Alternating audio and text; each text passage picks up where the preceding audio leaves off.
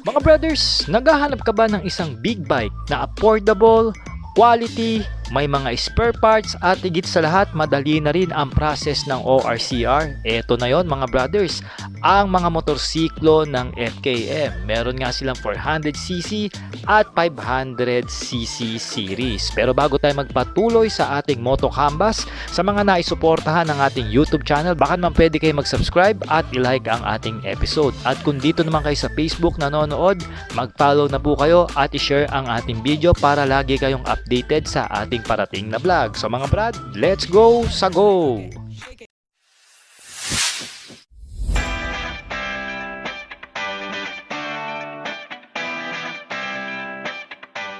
Mga brothers, available na sa Shopee ang ating riding jersey at iba pang mga riding gears na ginagamit natin. Nandyan yung link sa gilid ng video. Let's go sa go!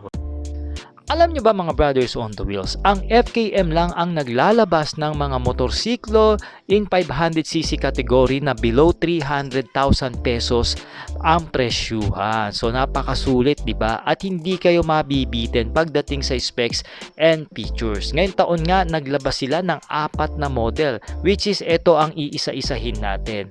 Ito na nga sa una nating listahan, ang ARY 500 na hinango ang pangalan sa Mount Arayat dahil alam naman natin ang FKM ay ang planta is located sa San Simon, Pampanga. No? So ito po ay isang adventure motorcycle para po sa mga naghahanap na pang long ride, pang semi-trail. Ayan po, bagay na bagay po itong si Arayat 500 ng FKM. At makikita nyo naman ang kanyang forma mga brad. Talaga namang kakaiba, very unique at very rugged ang datingan niya. At syempre pa kaya nitong mag-produce ng 47 horsepower at 8,500 RPM. At umaarangkada ang motor ng 43 Nm of torque at 6,750 RPM. Meron nga itong 500cc parallel twin cylinder. Of course, naka 8 valves ito na merong double overhead cam sa kanyang cam profile. At ito ay naka liquid cooled po dahil mataas ang kanyang compression ratio, habang meron itong 6-speed manual transmission at naka fuel injected na rin ang mismong motorsiklo. For the safety naman mga brothers, naka dual channel ABS ito with the traction control na rin na napapatay sindi. At ito ay may tank capacity na 16 liters. All LED lights na ito mga brothers at top box ready na rin ang motorsiklo, habang naka dual sports tire ang ating mga gulong dito. At syempre pa, napakalaki rin ng kanyang TFT display. Nakitang kita mo ang mga information dyan sa mismong panel. At ngayong taon nga mga brothers, meron itong updated price na 298,000 pesos. At kung ikaw naman ay tipong classic enthusiast rider at nahihilig sa mga scrambler bike, aba mga brothers, meron ng FKM niyan na merong model name na Express 500 SC or meaning scrambler bike. Itong motor na ito pwede pong dumaan sa mga light trail off-road at sa mga on-road na kalsada syempre.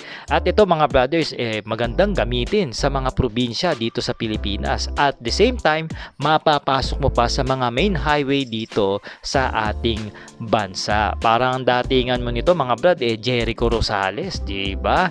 At ito mga brothers, kayang mag-produce ng 47 horsepower pagdating sa dulo at umaarangkada ng 43 Nm of torque naman. Syempre pa, naka 500cc rin ang kanyang makina with a parallel twin cylinder, 8 valves, liquid cooled na may double overhead cam sa kanyang camshaft. At ito naka fuel injected na rin with the 6-speed manual transmission. Para naman sa kanyang tank capacity, meron itong 13.5 liters. At sa safety, naka dual channel ABS na nga rin ito. At ito mga brothers ay equipped na rin ng Pirelli Scorpion na dual sports tire pagdating sa kanyang mga goma. At ito naka color digital meter na rin pagdating sa kanyang meter panel. At ngayong taon mga brothers, meron itong updated price na 278,000 pesos. At ngayong October mga brothers ay extended ang kanilang promo na less 10,000 pesos kung kukunin nyo po ito ng cash at kahit installment.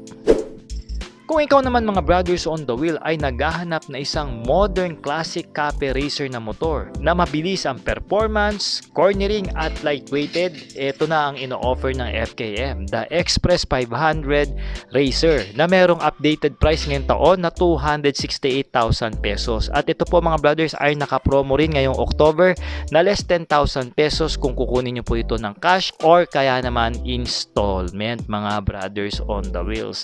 Napakaganda nga ng motor na ito at very lightweight siya sa pagiging 500cc na motorsiklo, no? At ito mga brothers ay inspired po sa cafe racer na umuso po sa Inglaterra. Ito mga brothers ay naka dual channel ABS pagdating sa kanyang safety. At ito mga brothers ay naka Pirelli tires na rin na siguradong maganda ang kapit at performance nito sa daanan, no? At meron na rin itong digital meter, USB charging port, and of course naka LED na rin ang kanyang ilaw na custom classic ang datingan niya mga brothers.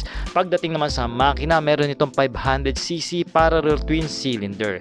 8 valves po ang kanyang valvula na naka liquid cooled, and of course double overhead cam din ito mga brothers. So itong tatlong motor na ito iisa lang po ang makina mga brothers na kayang sumagad ng 47 horsepower at 8,500 RPM at umaarangkada ng 43 Nm of torque at 6,750 RPM. Syempre pa naka-fuel injected na rin ito with a 6-speed manual transmission.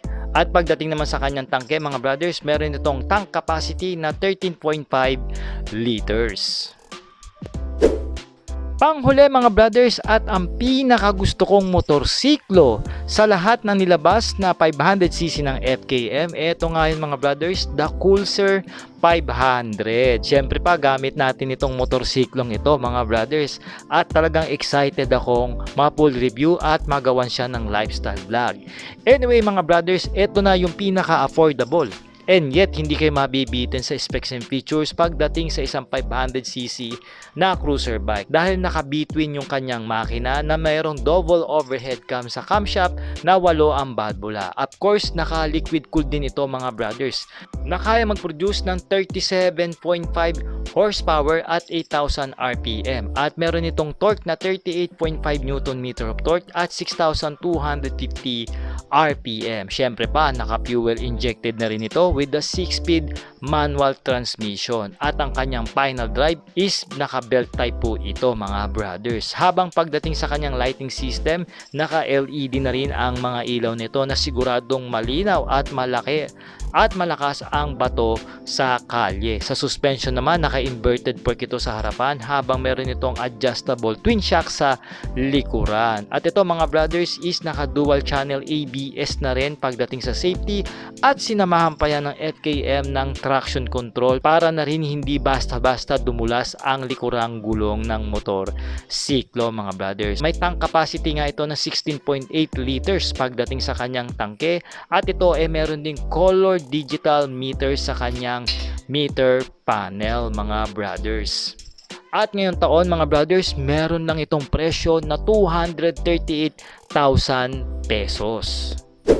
Kilala nga ang FKM mga brothers on the wheel sa paglalabas ng mga affordable motorcycles, especially sa mga 400cc to 500cc category. Katulad nga nitong kanilang Falcon X400 na isang Boss Iron Man finisher noong 2024 last year. Naging kilala nga itong motor na ito dahil nakatapos nga ito sa isang endurance race na almost 22 hours bago siya naka-finish na walang problema. At syempre pa, ito pa rin ang humahawak ng titulo sa pinakamurang affordable highway legal na motorsiklo ngayon sa merkado dahil sa presyo niya lang na 208,000 pesos mga brothers. At ito nga kayang lumika mga brothers ng 38.2 horsepower at 9,000 RPM at umaarangkada ng 35 Nm of torque at 6,500 RPM. Naka 400cc ito na parallel twin cylinder. Naka twin cam ang kanyang cam profile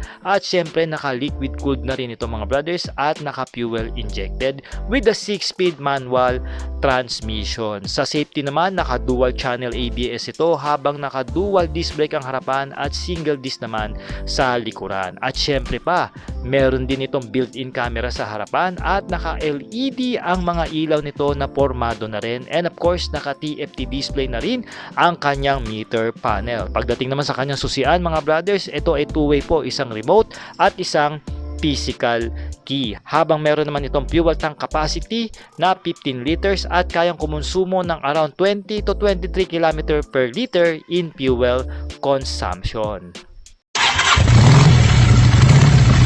So mga brothers, nalaman nyo na po ang presyuhan ng mga big bikes ng FKM at kahit papano nalaman nyo po yung kanilang mga main features at mga highlights pagdating sa kanilang mga specification. At syempre pa sa mga gustong kumuha ng terms, pwede po natin itong ipasok sa financing na up to 20% ang pinakamababang down payment at merong maximum na down payment na 50%. At pagdating naman sa kanilang maximum loan mga brothers, kaya po nitong umabot ng 5 years o 60 months na hulugan. O di ba, para sa mga gustong mabababa ang monthly nila. So mga brothers, maaari po kayong mag-PM sa ating Facebook page para po ma-assist ko kayo kung ano yung concern nyo sa mga motorsiklo ng FKM. At syempre pa, i-comment nyo na rin kung ano ang mga nagustuhan yung motorsiklo dito sa mga tinalakay natin. Once again, ako po si Sork Moto, ang inyong ahente pagdating sa motorsiklo. Alright! Okay.